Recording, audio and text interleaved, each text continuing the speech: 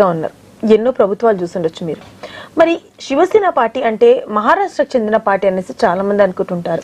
అపోహలు ఉండొచ్చు, ఇక్కడ చాలా మందికి తెలియకపోయి ఉండొచ్చు. బట్ స్టిల్ ఒక స్ట్రాంగ్ పార్టీ అనుకుంటే మహారాష్ట్రనే అనుకుంటారు శివసేన పార్టీ అనుకుంటే, ఎందుకంటే బాల్ ఠాక్రే గారు స్థాపించిన పార్టీ కాబట్టి.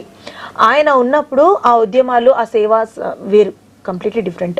మరి మన తెలంగాణలో ఉమ్మడి రాష్ట్రంగా ఉన్నప్పుడు కూడా ఎప్పుడు కూడా మనం శివసేన పార్టీ అనేసి ఎక్కడ కూడా ప్రచారం జరగడం అన్నా సరే, ఆ జెండా అన్నా సరే ఎవరికి కనిపించలేదు. ఎందుచేత అంటారు? తెలంగాణలో మా అన్ని జెండాలు ఉన్నాయి. ఇప్పుడు ఈ షిండే గ్రూప్ ద్వారా పార్టీ విడిపోయింది, కానీ దీనికి మొత్తం మూల కారణము మోడీ, అమిత్ షా, బీజేపీ కుట్ర పన్ని ఇండియాలో మా పార్టీ లేకుండా చేశారు. ఇది పూర్తిగా వెన్నుపోటు రాజకీయం.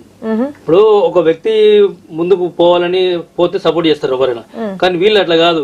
ఈ శివసేన పార్టీ ఇండియాలో స్ప్రెడ్ అయితే మా బతుకులు బస్టాండ్ అయిపోతాయి, మా పార్టీ పనికిరాదని చెప్పి ఇలా వెన్నుపోటు వరుస్తూ ఇలా ఈడీ, సిబిఐ, ఐటీ ద్వారా ఇలా పార్టీలను విచ్ఛిన్నం చేస్తూ లీడర్లను లోపల జైల్లో వేస్తూ ఇలా ఈ పని చేస్తారు. సబ్కి సాత్ సబ్కి వికాస్ అన్నప్పుడు మీరు ఎట్లుండాలి, ప్రజలకు అందుబాటులో ఉండాలి. ఇలా పార్టీలు లేకుండా చేస్తారు అందరినీ. ఇలా చూడండి, ప్రతి పార్టీల వాళ్ళను జైల్లో పెట్టారు. ఎందుకు? మీకు ఏం అవసరం చెప్పు?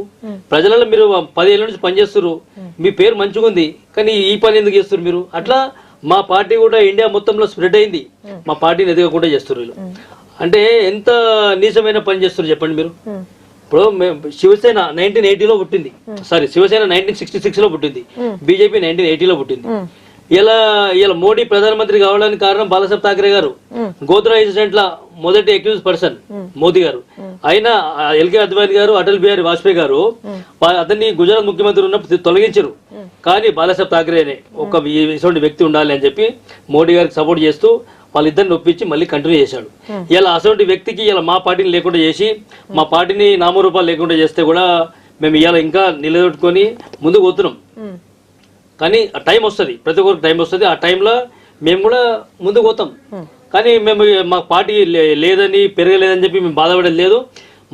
మా సిద్ధాంతము, మా ధైర్యము బాలాసాహెబ్ ఠాక్రే గారు, శివాజీ మహారాజ్ గారు వాళ్ళ ఆశీర్వాదంతో ఇలా మేము ముందుకు పోతున్నాము.